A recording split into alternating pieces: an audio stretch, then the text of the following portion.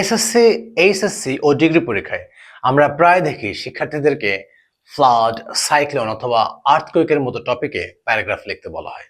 তো কেমন হবে যদি আমরা মাত্র একটা প্যারাগ্রাফ মুখস্থ করে প্রাকৃতিক দুর্যোগ সংক্রান্ত অন্তত 10টা টপিকের উপর প্যারাগ্রাফ লিখতে পারি? খুবই ভালো হওয়ার কথা। তো আজকের ভিডিওতে আমরা সেই কৌশলটাই দেখব। তোমাদেরকে আমি প্যারাগ্রাফের টপিকগুলো দেখাবো এবং সেই সাথে একটা টেমপ্লেট দেখাবো, যেটার সাহায্যে তোমরা অন্তত 10টি টপিকের উপর প্যারাগ্রাফ লিখতে পারবে। আজকের টপিকগুলো হচ্ছে ন্যাচারাল ক্যালামিটিস, প্রাকৃতিক দুর্যোগ; ন্যাচারাল ডিজাস্টার্স, প্রাকৃতিক বিপর্যয়; ফ্লাড, বন্যা; সাইক্লোন, ঘূর্ণিঝড়; অ্যান আর্থকুয়েক, ভূমিকম্প; কোয়েক ও ট্রেমর, ভূমিকম্প; স্টর্ম, ঝড়; সুনামি, টাইডাল ওয়েভ, বেলোরমি; এবং সবশেষে নরওয়েস্টার অর্থাৎ কালবৈশাখী। এটা হচ্ছে আমাদের সেই টেমপ্লেট, আর এটার সাহায্যে 10টা টপিকের উপর আমরা প্যারাগ্রাফ লিখতে পারবো। তোমরা যদি খেয়াল করো তাহলে দেখবে লাল রঙের একটি বাক্য রয়েছে এবং দুই জায়গায় প্রোনাউন ইট একটু নীল কালি দিয়ে লেখা হয়েছে। এইটার ব্যাপারে আমি আগে একটু বলে নিই। প্যারাগ্রাফের নাম যদি হয় ন্যাচারাল ডিজাস্টার অথবা ন্যাচারাল ক্যালামিটিস, তাহলে আমরা এই লাল রঙের বাক্যটি লিখবো না এবং এই ইটের পরিবর্তে, এখানে ইট আছে এবং এখানে ইট আছে, ইটের পরিবর্তে আমরা প্রোনাউন হিসাবে দে ব্যবহার করব। কেমন? মনে করো আমাদের প্যারাগ্রাফের নাম হচ্ছে ফ্লাড, তাহলে আমি কি করব? আমি নেম অফ টপিক এখানে লিখবো ফ্লাড, এই শূন্যস্থানে লিখবো ফ্লাড, এখানে ফ্লাড এবং এখানেও ফ্লাড। তো চলো একটু পড়ে শোনাই, একটু বঙ্গ অনুবাদ করে দিই তোমাদেরকে। ফ্লাড, বন্যা। Natural calamities often strike our country. প্রাকৃতিক দুর্যোগ প্রায়ই আমাদের দেশে আঘাত হানে এবং ঘটায় গ্রেট ড্যামেজ, বিরাট ক্ষতি, টু লাইফ অ্যান্ড প্রপার্টি, জীবন এবং সম্পদের। তারা আর ভেরি ডিস্ট্রাকটিভ, খুবই ধ্বংসাত্মক, অ্যান্ড ডেঞ্জারাস এবং বিপজ্জনক, অ্যান্ড অফন ব্রিং গ্রেট সাফারিংস, এবং প্রায়ই বয়ে আনে চরম দুর্ভোগ টু পিপল, জনগণের জন্য। Flood is a natural disaster. Flood একটা প্রাকৃতিক দুর্যোগ দ্যাট কজেস সিরিয়াস হার্ম, যা মারাত্মক ক্ষতি সাধন করে। ইট ক্যান ডিস্ট্রয় ক্রপস, এটা ধ্বংস করতে পারে ফসল; হাউসেস, ঘরবাড়ি; ট্রিজ, গাছপালা; অ্যান্ড ইলেকট্রিক পোলস, এবং বৈদ্যুতিক খুঁটি। উইদিন আ শর্ট টাইম, অল্প সময়ের মধ্যে।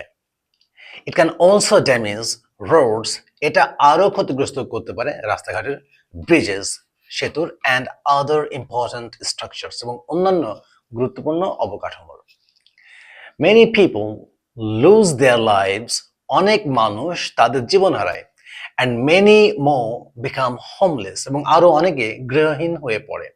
দেয়ার সাফারিংস নো বাউন্ডস, তাদের দুর্ভোগের কোনো সীমা থাকে না। আফটার ফ্লাড, বন্যার পর, এপিডেমিক ডিজিজেস, মহামারী ব্যাধি, অ্যান্ড সামটাইমস ফ্যামিন, এবং মাঝে মাঝে দুর্ভিক্ষ, ব্রেকআউট, দেখা দেয় ইন দ্য অ্যাফেক্টেড এরিয়াস, আক্রান্ত এলাকায়। People suffer from lack of food, মানুষ ভোগে খাদ্যের অভাবে; মেডিসিন, ঔষধের অভাবে; অ্যান্ড সেফ ড্রিঙ্কিং ওয়াটার, এবং বিশুদ্ধ খাবার পানির অভাবে। চিলড্রেন, শিশু; দ্য এল্ডারলি, বয়স্ক; অ্যান্ড দ্য পোর, এবং দরিদ্ররা; সাফার দ্য মোস্ট, সবচেয়ে বেশি ভোগে। ইন সাচ সিচুয়েশনস, এইরকম অবস্থায়, দ্য গভর্নমেন্ট, সরকার; and many national and international organisations, এবং অনেক জাতীয় এবং আন্তর্জাতিক সংস্থা; কাম ফরওয়ার্ড, সামনে এগিয়ে আসে; টু হেল্প দ্য ভিকটিমস, আক্রান্তদের সাহায্য করার জন্য। রিলিফ ক্যাম্পস আর সেট আপ, ত্রাণ শিবির স্থাপন করা হয়। টু ডিস্ট্রিবিউট ফুড, খাদ্য বিতরণের জন্য; ক্লোথস, জামা কাপড় বিতরণের জন্য; অ্যান্ড মেডিকেল এইড, এবং চিকিৎসা সহায়তা বিতরণের জন্য। আমং দ্য অ্যাফেক্টেড পিপল, আক্রান্ত মানুষের মধ্যে।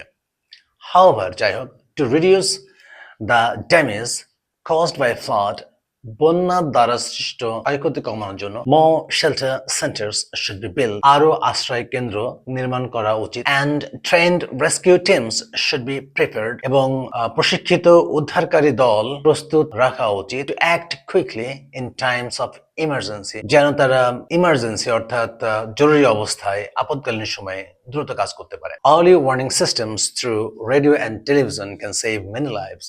রেডিও এবং টেলিভিশনের মাধ্যমে যদি আগাম সতর্কতামূলক বার্তা প্রেরণ করা যায় তাহলে অনেক জীবন বাঁচতে পারে। Although we cannot completely prevent flood, যদি আমরা বন্যা পুরোপুরি প্রতিরোধ করতে পারবো না, we can minimize the losses, আমরা ক্ষতি কমাতে পারি by proper planning and awareness, যথাযথ পরিকল্পনা এবং সচেতনতার মাধ্যমে। আশা করছি এই প্যারাগ্রাফের এই টেমপ্লেটটি তোমাদের ভালো লেগেছে, তোমাদের অনেক উপকারে আসবে এবং এখন থেকে তোমরা এই 10টি টপিকের উপর খুব সুন্দর করে প্যারাগ্রাফ লিখতে পারবে। সবার জন্য শুভকামনা রইল।